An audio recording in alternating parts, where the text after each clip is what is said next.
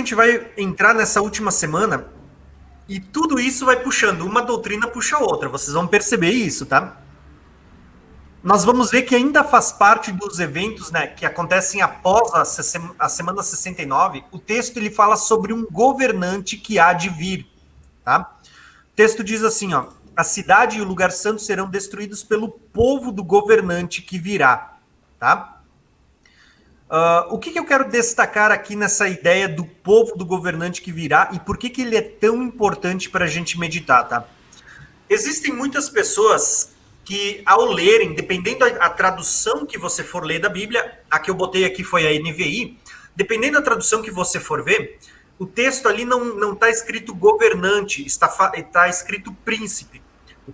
A cidade e o lugar santo serão destruídos pelo povo do príncipe que virá. Então muita gente vai dizer, não, a cidade e o lugar santo foi destruído pelos romanos. Mas tem aqueles que vão dizer que a cidade e o lugar santo foi destruído pelo próprio povo judeu, né? E o governante desse povo era o próprio Jesus ungido. O príncipe seria morto e agora fala de um príncipe que virá. A verdade é, irmãos, que aqui o governante que virá, ele está falando de um governante que vai dar início à última semana, tá? Como é que a gente sabe? E aqui é só para quem conhece essas doutrinas ou quem sabe quem está vindo dessas doutrinas. Tem gente que diz que esse povo, esse governante, era o próprio Jesus, tá? Mas não faz sentido, vocês vão ver isso mais adiante quando a gente for ler o restante da profecia, porque esse governante que virá é quem vai dar início à última semana, quem vai fazer cessar o sacrifício e a oferta, e muita gente usa essa expressão para dizer que Cristo cessou o sacrifício e a oferta, mas só que o texto ele tem umas informações a mais, né? O texto ele diz que esse governante, esse príncipe que virá, é aquele que vai colocar a abominação desoladora, quem vai fazer com que aconteça isso, a abominação desoladora, e Cristo não fez isso. Tá? Então, dizer que Cristo é esse governante, que Cristo é esse príncipe que viria e que faria cessar o sacrifício e a oferta no meio da semana, poxa, irmãos, é você ter que dizer que Cristo é o cara que vai colocar que vai cometer o sacrilégio terrível, a abominação desoladora. E aí a gente vê que não casa as interpretações, certo? Não sei, Luiz, aí eu vi que tu está concordando, o que tu pode comentar? É isso mesmo, o que acontece é a desconexão de interpretação dos textos de Daniel. É como se eles fossem olhar para Daniel 9 e esquecessem do capítulo 8. Porque em Daniel 9 está falando exatamente do abominável da desolação. O Daniel 9, olha, isso daqui que eu vou falar é difícil de entender para alguns, para outros não. Daniel 9 veio explicar justamente o capítulo 8. Qual é a prova disso? O capítulo 8, vocês vão ver lá no último texto, que Daniel recebeu a explicação, Deus falou para o anjo Gabriel, dá a entender a este a visão. Explicou. Aí Daniel chegou lá no final e falou, não há quem entenda. Não há quem entenda um troço desse. Sabe por quê? Veja bem, Daniel, no capítulo 7, ele tinha a informação de 3 tempos e meio. Ele não sabia o que eram os 3 tempos e meio. Ele sabia que era 3 anos e meio. Porque se Nabucodonosor virou bicho por 7 tempos, e os 7 tempos são 7 anos, ele entendeu que 3 tempos e meio são 3 anos e meio, mas ele não sabia do que era isso. E ele sabia, lá em Daniel 7, que haveria guerra contra o povo de Deus. Tinha paralelo com a estátua, né? Mas na estátua não tinha tempos, em Daniel tem tempos. Então Deus explicou algumas coisas em Daniel 7. Em Daniel 8, por exemplo, o que Daniel não entendia em Daniel 7? Na visão dos 4 animais. O leopardo de 4 cabeças. Tinha como Daniel entender aquilo? Não tinha. Ele nem sabia que era o reino da Grécia, de Javã. Ele nem sabia. Deus deu a entender isso para Daniel no capítulo 8, irmãos, que parece que não tem nada a ver com 7, né? Mas no capítulo 8, o bode é justamente o leopardo de 4 cabeças, e o bode tem 4 chifres, e lá mostra que é a divisão do Império Grego, que vai bater com os 4 cabeças do leopardo. E justamente o carneiro, que tem 2 chifres, não é? O carneiro era o urso de Daniel 7. Então, o bode e o carneiro em conflito em Daniel 8 está explicando o capítulo 7. Assim, o Espírito Santo está dando a entender para Daniel. Só que no capítulo 8 vai entrar a questão das 2.300 tardes e manhãs. Era outra peça que Daniel não entendia. Daniel já tinha duas questões na cabeça. 3 tempos e meio, não sei o que é. E 2.300 tardes e manhãs, não sei o que é. Deus explicou para ele que o carneiro era o rei dos medos e dos persas, e o bode era o reino da Grécia. Isso ele explicou que vai fazer contra o santuário de Deus, etc. Mas estava tudo meio nebuloso, por isso que em Daniel 8 ele falou, não há quem entenda isso, não tem jeito. Mas em Daniel 9, quando Daniel estava se humilhando, Deus falou, explica, vai lá e explica. Aí Deus pensou assim com ele, eu vou dizer o que Deus pensou com ele, olha só. Mas é que, irmãos, Deus nos dá a mente de Cristo. Deus pensou assim, eu vou revelar para Daniel algumas coisas. Ele está me buscando, eu vou revelar. Aí ele revelou as 70 semanas. Agora Daniel já encontrou conexão com os 3 tempos e meio de Daniel 7 e o final das 70 semanas. Agora clareou. Mas as 2.300 tardes e manhãs ainda não. Ficou um pouco obscuro ainda. Mas já clareou a ideia, né? Então, olha só, Daniel entendeu algumas coisas, mas outras ainda não. Agora, em Daniel 9, apareceu o abominável da desolação. Daniel 9 é como se o Senhor tivesse pensado assim, eu quero explicar as 2.300 tardes e manhãs através de 70 semanas. Aí depois o Senhor vai reverter. Daniel ainda não vai entender tudo, e lá em Daniel 10, quando Daniel está jejuando por 21 dias, não porque ele escolheu, Deus que escolheu que ele jejuasse 21 dias, porque ele jejuou enquanto havia conflito no céu. Ele se humilhou enquanto havia conflito. Não foi Daniel que escolheu, Deus que escolheu para Daniel. Se o conflito durasse 4 semanas, Daniel estaria se humilhando 4 semanas. Mas Deus que quis estabelecer 3 vezes 7, para apontar para a festa dos tabernáculos, né? Aí o que acontece? Agora Deus inverteu. Se no capítulo 9 ele quis explicar as 2.300 tardes e manhãs através de 70 semanas, no capítulo 10 em diante ele quis explicar as 70 semanas através das 2.300 tardes e manhãs. Aí quando chega em Daniel 12, prova o que eu estou falando. Porque em Daniel 12 vai estar lá tempos e metade de um tempo, 1260, 1290, 1335 e começa exatamente explicando as coisas do capítulo 8. Ou seja, há conexão em tudo, mas essas linhas que nós mencionamos estão desconectando as coisas que Deus conectou. Aí o que acontece? É uma coisa que eu falei, lembro até hoje, eu falei isso lá no Japão andando no parque, com a câmera na mão. Eu faltei o serviço para gravar esse vídeo. Se você desconectar as coisas que o Senhor conectou, no futuro ele vai levantar pessoas para desconectar o que você desconectou, para conectar de novo o que você desconectou. Tipo assim, o Senhor vai e conecta o fio. Aí você vem, lê livro e vai e desconecta. Aí Deus fala, tá bom, vou levantar meu servo lá no futuro e ele vai conectar o fio de novo. E a pessoa que desconectou o fio fica envergonhada. Vai ficar envergonhada. Se não está agora, vai ficar diante do tribunal de Cristo. É verdade. Então, deu para entender? Deu para entender? Sim, com certeza. Olha só, só vou puxar aqui de novo a tela para a gente entender. Quando a gente fala do governante que virá, embora a gente sabe que sim, existem, muitas linhas, muitas delas querendo dizer que Cristo é esse governante, é esse príncipe que haveria de vir e que faria cessar o sacrifício e a oferta no meio da semana e que cumpriria todo o propósito, tá? A verdade é que assim, quando a gente analisa ponto a ponto e a gente vai ver nos próximos slides, não tem como você dizer que esse governante é Cristo. Pelo contrário, esse governante é aquele cara que vai dar início à última semana, uma semana que ela não está conectada com as demais, que ela foi jogada para frente. Tá? Então, olha só o que a gente vai continuar vendo. O texto, ele diz o seguinte,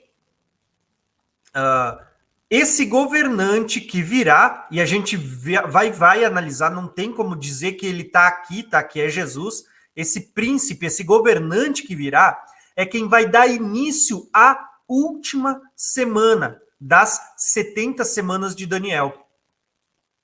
Então, olha só o que o texto continua dizendo, ó. Com muitos, ele quem? O governante daquele povo que destruiria, tá? Com muitos, ele fará uma aliança, tá? Que durará uma semana. E no meio da semana, ele dará fim ao sacrifício e à oferta. A ênfase aqui é na semana. Por quê? Ele vai fazer uma aliança. E eu deixei justamente essa imagem de fundo para vocês associarem de que aliança ele está falando, tá?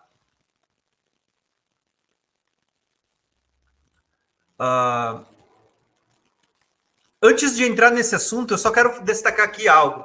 Quando a gente fala de aliança, nós vamos dizer assim, ó, que muitas pessoas vão dizer que a aliança foi a que Cristo fez, a nova aliança. Ponto. Tá? Não faz sentido, porque senão Cristo teria que ser aquele que causaria o sacrilégio terrível. Tá? Esquece. Isso não é coerente com as Escrituras. Mas tem muitos que vão dizer que a aliança que ele fará ali, né, é uma aliança, agora já para quem entende que a semana ficou para o tempo do fim, sim, né? Tem aqueles que vão dizer que a aliança que ele vai fazer é com o povo judeu, tá? E tem muita gente que diz, não, o anticristo, quando vier, vai fazer uma aliança de paz com o povo judeu, e no meio da semana ele vai quebrar essa aliança. Irmãos, eu vou falar uma coisa para vocês, e eu vou falar o que eu entendo das profecias. Eu não vejo nenhum texto dizendo que o anticristo, né, esse personagem que a gente chama de anticristo, esse governante que virá, ele vai fazer uma aliança única e exclusivamente com o povo judeu. Tá? A verdade é que isso é o quê? É uma interpretação. É uma teoria, tá? Mas não é um texto bíblico. O texto fala de uma aliança, sim. Mas quando a gente vai ver que tipo de aliança esse governante vai fazer, olha só os textos que eu destaquei aqui para vocês verem que fala dessa aliança, tá? Destaquei aqui alguns textos, ó. Daniel 7, tá? Vai falar dessa aliança. A revelação lá dos 4 animais. Daniel está dizendo, ó, na minha visão à noite eu vi ainda um 4º animal aterrorizante, assustador e muito poderoso. Tinha grandes dentes de ferro, com os quais despedaçava e derrotava suas vítimas e pesoteava tudo que sobrava. Era diferente de todos os animais anteriores, e ele tinha 10 chifres. Olha a ênfase nesses 10 chifres. Enquanto eu estava refletindo nos 10 chifres, eu vi outro chifre pequeno. Tá? Esse chifre é o governante que virá. A aliança que ele vai fazer está relacionada a esses outros chifres. Diz, ó, que surgiu entre eles, e 3 dos primeiros chifres foram arrancados para dar lugar a ele. Tá? Só para vocês terem uma ideia, esse texto está conectado com Apocalipse 12, 13, Apocalipse 17, mas eu quis separar só Apocalipse 17, tá? Diz assim, ó, os 10 chifres, que 10 chifres? Os mesmos que aparecem ali em Daniel 7. Os 10 chifres que você viu são 10 reis, que ainda não receberam o reino, mas que por uma hora receberão autoridade como reis, juntamente com a besta. Quem que é a besta? Esse outro chifre aqui, ó. E eles têm um único propósito, e darão o seu poder e autoridade à besta. Sabe, quando fala aqui, ó, deles receberem autoridade, esses 10 chifres e o chifre pequeno, ele está falando de uma aliança. Tá? Então, não tem como a gente desconectar. Eu citei aqui os 10 chifres, mas eu poderia falar dos 10 dedos da estátua. Independente da figura que eu fosse usar para falar, a verdade é que existe o quê? Uma aliança. E a aliança não fala especificamente ou diretamente de Israel, né? Como se o anticristo fosse fazer um acordo de paz com Israel. Não, o texto está falando de uma aliança, não está falando de um acordo de paz, tá? Fala de uma aliança, e a aliança que a gente vê engloba esses 10 reis, tá? Ah, Israel está no meio desses 10? Não sei. Luiz, tu tem uma opinião? Pode ser que seja um dos 3 que vai ser derrubado, assim como o Egito, não sei. Mas o texto não está falando de Israel. Isso é uma interpretação nossa, tá? O que você pode dizer, Luiz?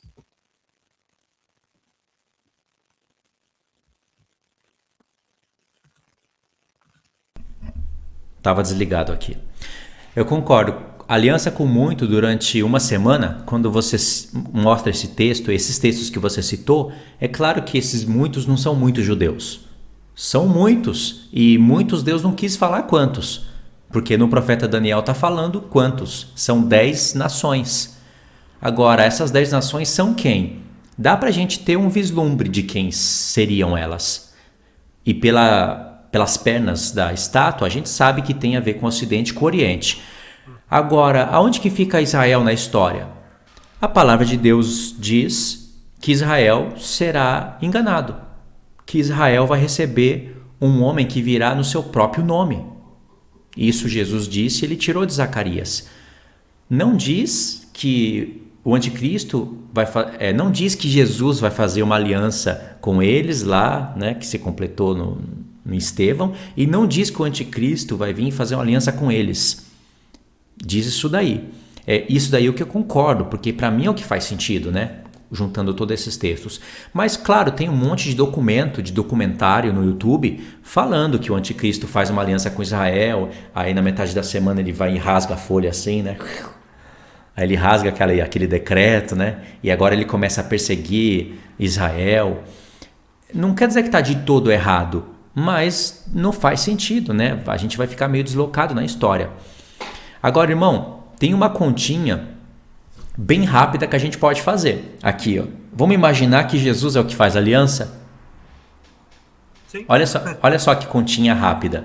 Jesus, ele faz uma aliança com muitos. Na metade da semana, aí o que ele faz? Cessar o sacrifício, não é? Olha só, eles entendem que Jesus é o que faz a aliança de uma semana. Não é mais, é só uma semana. E essa aliança de uma semana, pelo menos os adventistas, lá do canal, esqueci o nome do canal, mas eles dizem que é Cristo que faz essa aliança com muitos e é com judeus. E na metade da semana, ele faz parar o sacrifício contínuo. Entendeu? Eles interpretam assim. E aonde que está a outra metade? Não tem o lugar onde coloca o término dela. Aí eles inventam Estevão. Mas olha só, Jesus ele vem fazer uma aliança com muitos. É a de Moisés ou é a nova? A nova? É a nova, não é? Então, se Jesus faz uma nova aliança com muitos durante uma semana, por que é só na morte dele que ele cata o pão e cata o vinho e fala, essa é a nova aliança? Não é no início, é no meio então.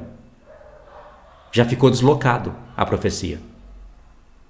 É por isso que eu disse desde o início, não faz sentido, porque ela meio que, poxa, Jesus não fez aliança no início, fez no meio, e ele é o cara que vai trazer o sacrilégio terrível a partir da aliança. Então, peraí, ele faz uma aliança com muitos durante uma semana, só que no início da semana, que é o início do ministério dele, não tem nada ali. Essa aliança que ele está fazendo com os judeus, com os apóstolos, na mesa, é no meio. E é no meio que ele tem que fazer parar o sacrifício contínuo, não é? Ele faz cessar o sacrifício contínuo. Só que eu expliquei um monte de coisa lá um pouquinho para trás. Só que em Daniel 8, aquele que faz cessar o sacrifício contínuo é o mesmo personagem que estabelece a abominação desoladora, igual você falou. Então, por todos os ângulos que você tenta olhar a profecia, vamos ver por aqui. Não dá. Por aqui, não fecha. Por aqui, pior ainda. Todos os ângulos que você consegue, que você tenta olhar, não fecha. Agora, por que fecha para eles? Por que eles podem dizer não? Por todos os ângulos que eu olho, fecha. Eu olho por aqui, ó, o Ellen White falou aqui, fecha. Aí eu olho por aqui, a Ellen White falou no livro dos conflitos, fecha. Eu olho por aqui, fecha. Por que na mente deles fecha por todos os ângulos e na nossa não fecha? Porque essas pessoas às vezes estão seguindo a lógica e interpretam o texto, né, com base naquela lógica, mas não param para ler literalmente o que o texto está dizendo. Né? Sim, então... E existe também, irmão, aqueles contornos. Sabe aqueles contornos? É o seguinte, eu errei no passado e de repente eu comecei a me deparar que eu errei. Aí eu não vou dizer que eu errei, eu vou dizer que a profecia se cumpre de novo. Isso a Ellen White fez. ela falou que as 70 semanas se cumpriu, pelo menos em um dos livros que eu vi sendo citado. Ela falou que as 70 semanas se cumpriram, mas que a última semana parece que ela volta a acontecer no futuro. E tem um pastor, que eu não vou falar o nome, porque aqui é a live do Thiago Tis, né? Que ele falou que as 70 semanas se cumpriram, mas a última semana volta a se cumprir de novo. Então, para mim, isso é um contorno. Ele não quer falar que errou. Ele quer dizer que se cumpriu, eu estava certo, mas também admito que isso daqui está certo. Só que não fecha. E para justificar isso, eles mostram que tem aquelas profecias de duplo cumprimento. Sabe? Que se cumpriu ali e se cumpriu aqui. E isso estaria justificando o que eles falam, mas não está, na verdade. Não tem como as 70 semanas ter se cumprido e voltar a se cumprir de novo. Olha só, eu vou dar continuidade ao slide, já que eu acredito que essa ideia ficou clara, né? Porque depois eu quero até destacar uma pergunta de uma irmã aqui. Deixa eu ver se eu só deixar ela separada aqui. Olha só. Próximo slide, então, né? Porque aqui a gente já está indo mais para o fim, né? Então, o texto ele mostra toda uma sequência, tudo isso que a gente veio vendo nessas 2 horas de live, né? O decreto, as 69 semanas, né? 7 mais 62, a morte do ungido, a destruição da cidade e do templo, o povo do governante que virá. A gente já viu que o povo era formado de sírios, árabes, judeus, romanos, né? Os vizinhos ali, né? Haveria guerras e desolações. Aí fala do governante que virá, né? Aqui era o povo do governante. E aqui vale a gente destacar algo, né? Quando a gente falou sobre tudo isso, nós falamos do povo do governante, tá? Quem que era o povo do governante? Só para a gente não passar a live sem falar sobre isso. Quem que era o povo? O povo era só romanos? Né? Porque tem gente que diz que, como Tito era romano, o povo era romano, então o governante tem que vir de Roma, tá? Isso é outra coisa que cai por terra quando a gente para analisar, porque a maioria deles era formado de sírios, né, árabes, egípcios, era o povo ali da região. E isso tem profecias que mostram também acerca desse governante vindo dessa região, né? Vindo ali da antiga Síria, estabelecendo o seu trono na Turquia, e tudo aquilo que a gente já veio falando, mas só para vocês verem como as profecias vão se tornando claro. Ele vai fazer uma aliança que durará uma semana, com muitos. Com muitos não quer dizer exclusivamente com Israel, mas com muitos. E com muitos está falando dos 10 reis, os 10 chifres, os 10 dedos da estátua, tá? Só que olha só o que a profecia vai dizer logo em seguida.